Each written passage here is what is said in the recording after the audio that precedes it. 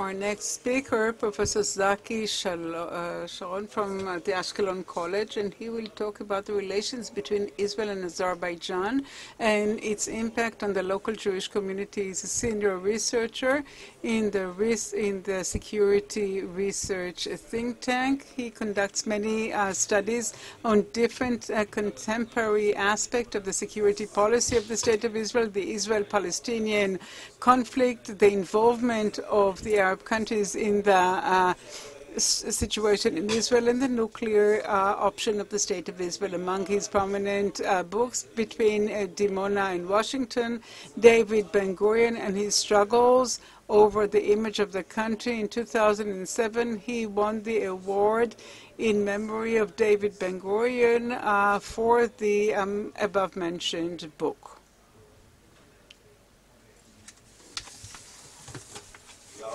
Thank you very much.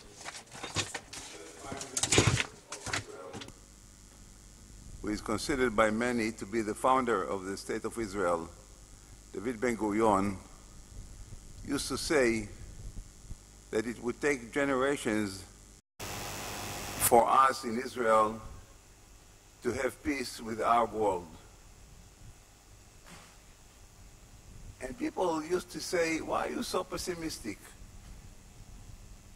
After all, we live together, we have interests together. Jews who lived in the Arab world usually lived quietly and didn't suffer as they suffered in Europe. So he said, look, I spoke with them. I held many dialogues with Arab scholars and Arab statements. And I told them, look, if we cooperate together, Jews and Arabs in the Middle East, we can build the richer region in the whole world.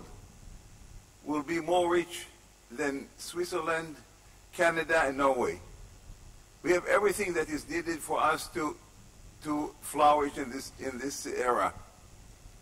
And they said to me, look, we know that we can have benefits in our cooperation. We know that you can help us, but we don't want you here. We prefer that this area will be a desert for thousands of years, and that you will not be here as a state, not as individuals, but as a state you will not be here. So this kind of image has been installed into the Israeli population for many years, and for many years there was a kind of pessimistic vision in our country that peace will not prevail for a long period of time.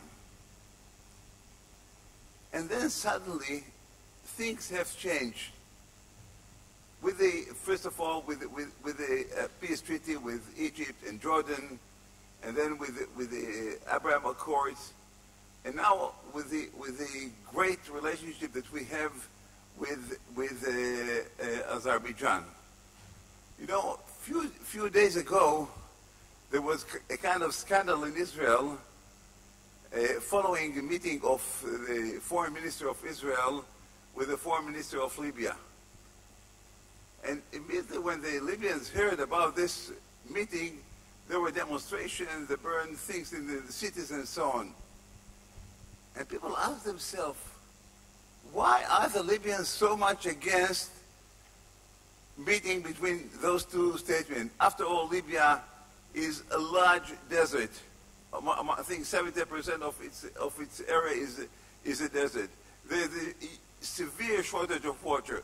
They know we can help us. Why are they against it? So I'm saying it because I think that the relation that is developing, flourishing between us and Azerbaijan. I'm not going to go on the details of the economic relationship, security relationship. I want to deal with the concept that we gradually change the view and we get to know that Islam is not one-face phenomenon, that there is different facets of Islam.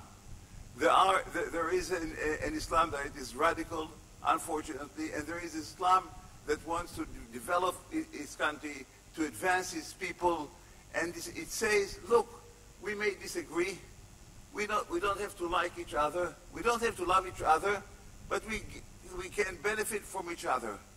And this is the great thing that is developing, and we are grateful to countries like Azerbaijan, who is contributing to this fundamental change in the thinking of the Israeli people. And this is, I think, one of the things. It will take time, but it gradually changed the view and the vision of the Israelis. And this is the thing, our historical phenomena. It doesn't take one day or one year, but it takes time. And Azerbaijan and its great relationship with Israel is contributing a lot to this. The other thing that is I want to emphasize is the gradual change in Israel's place in the Middle East. You know, in international relations, we deal, which country can be considered to be a regional power or regional great power? We cannot be great power. But in this region, in the Middle East or in Asia, we can be considered to be something of a middle power in the Middle East. There is one thing that is very important. One thing I will not deal with is when a state has a kind of nuclear capability, is considered to be a big power. But we have another criteria. The other criteria is when a state is not concerned only with its own problem, not only with the states that are neighboring it, but has a kind of vision and interest and influence far away from its borders. And I think that our relationship with Azerbaijan contributes much to turning Israel towards a kind of regional power far beyond its boundaries. The third thing is kind of something that is, Israel is being occupied with it for this half a year. You know about the demonstration in Israel and the discussion about the changing of the Israeli system of government and so on. And there is one thing that took place in a discussion about the Israeli Air Force. You know, the first officers who declared that they would not come to serve in the army as a protest were some Israeli pilots. And in the discussion, one general said, look, there was a war here in 2020, and the Azer managed to destroy large parts of the Armenian army by unmanned aerial vehicle, which we call in Hebrew katbamim. So he said, instead of investing millions of dollars, F-35 costs $100 million. And to train a pilot, it takes millions. So instead of that, we can turn our Air Force to be based more on unmanned aerial vehicle and missile, and then we will not only save a lot of money for Israel, but also we will be able to prevent such acts as pilots who, for one reason or another, say we don't want to serve in the army. And I don't think with the question if it's justified or not justified, this is not the question. And the last point that I want to make is the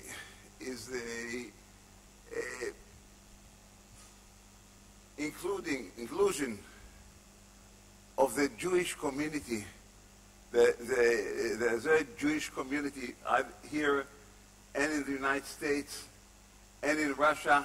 You know, when the great president of Azerbaijan, when he met Netanyahu, he brought with him leaders from the Jewish community in the United States. in America, in Germany, and in Israel. And I think that for generations, for many, many years, Israel didn't make use of the great abilities of the Jewish community to contribute to the advancement of the relationship between us and Azerbaijan. So, and I think this happened also with regard to our relation with Morocco. Only recently, Jews from Morocco, like Amir Ohana and Meir Ben Shabbat, went to Morocco in official visit and contributed much, speak the same language, they know the culture. Unfortunately, I think that Israel has to make much more use of the great Jewish community in Israel, here in the United States, and in Germany, and in Russia, to advance even more the great relationship that we have with Azerbaijan. Thank you very much.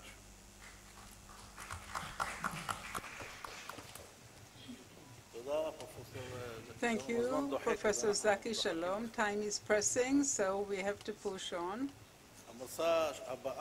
Our next speaker is Laila Rostameli from the Azerbaijan University of Languages. She will talk about models of multiculturalism between Israel